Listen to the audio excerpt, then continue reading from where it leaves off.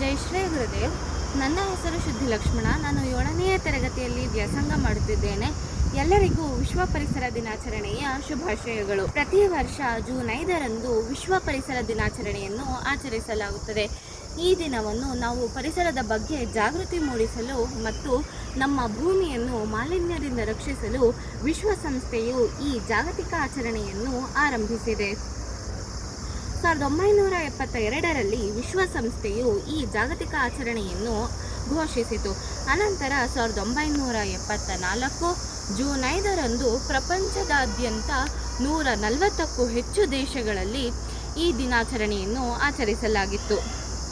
ಇದರ ಉದ್ದೇಶ ಪ್ರತಿ ಮನುಷ್ಯನಲ್ಲಿ ಪರಿಸರದ ಬಗ್ಗೆ ಜಾಗೃತಿ ಮೂಡಿಸುವುದು. ಇಂದು ಮಾನವ ಆಗಸದಲ್ಲಿ ಹಕ್ಕಿಯಂತೆ ಹಾರಬಲ್ಲನು, ನೀರಿನಲ್ಲಿ ಮೀನಿನಂತೆ ಈಜಬಲ್ಲನು, ಅದು ಎಷ್ಟೋ ದೂರದ ಮಂಗಳ ಗ್ರಹಕ್ಕೆ ನೌಕೆಯನ್ನು ಕಳುಹಿಸಿ ಅಧ್ಯಯನ ಮಾಡಬಲ್ಲನು. ಇವೆಲ್ಲವೂ ಮನುಷ್ಯನ ಸತತ ಪರಿಶ್ರಮ ಹಾಗೆ ದೃಢ ಸಂಕಲ್ಪ ಎಂದು ಹೇಳಿದರೆ ತಪ್ಪಾಗಲಾರದು.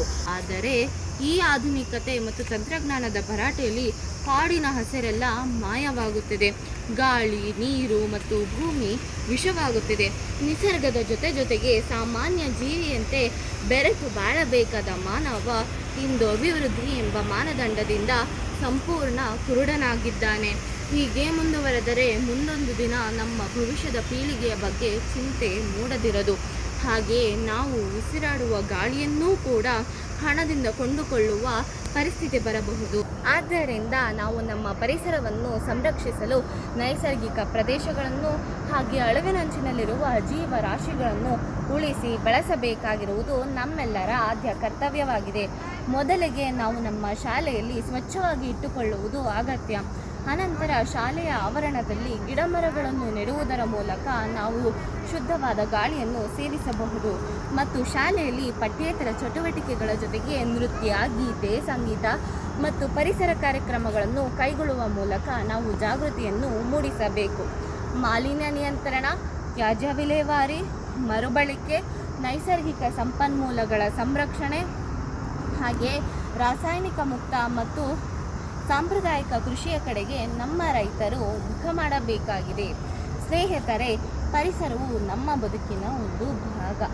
ನಾವು ಪರಿಸರದ ಒಂದು ಭಾಗ ಎಂಬ ಪ್ರಜ್ಞೆ ನಮ್ಮಲ್ಲಿ ಮೂಡಬೇಕು. ಆಗ ನಮ್ಮ ಸಂವೇದನೆಗೆ ಒಂದು ಹೊಸ ಅರ್ಥ ಸಿಗುತ್ತದೆ, ನಮ್ಮ ಜೀವನಕ್ಕೆ ಒಂದು ಹೊಸ ನೋಟ ಸಿಗುತ್ತದೆ. ಪ್ರತಿ ಗಿಡ, ಮರ, ಸೂರ್ಯ, ಚಂದ್ರ, ತೊರೆ, ತಾರೆ, ಸಕಲ ಜೀವ ಜಂತುಗಳನ್ನು ನಾವು ನೋಡುವ ನೋಟ ಬದಲಾಗುತ್ತದೆ. ಜನನೀ ಜನ್ಮಭೂಮಿಶ್ಚ ಸ್ವರ್ಗಾದಪಿ ಗರೀಯಸಿ, ಅಂದರೆ ನಮ್ಮನ್ನು ಹೆತ್ತ ತಾಯಿ ಹೊತ್ತ ಭೂಮಿ ಸ್ವರ್ಗಕ್ಕಿಂತ ಮಿಗಿಲು. ಭೂಮಿಯ ಅನಾರೋಗ್ಯ ಮನುಕುಲವನ್ನು ಅಪಾಯದೆಡೆಗೆ ದೂಡುವುದಂತೂ ಕಟು ಸತ್ಯ. ಇನ್ನಾದರೂ ನಾವೆಲ್ಲರೂ ಎಚ್ಚೆತ್ತುಕೊಂಡು ನಮ್ಮ ಪರಿಸರವನ್ನು ಸಂರಕ್ಷಿಸೋಣ. ಪರಿಸರ ಸಂರಕ್ಷಣೆ ನಮ್ಮೆಲ್ಲರ ಹೊಣೆ. ಹಸಿರೇ ಉಸಿರು, ವೃಕ್ಷೋ ರಕ್ಷಿತಿ ರಕ್ಷಿತಃ. ಧನ್ಯವಾದಗಳು. ಜೈ ಶ್ರೀ ಗುರುದೇವ್.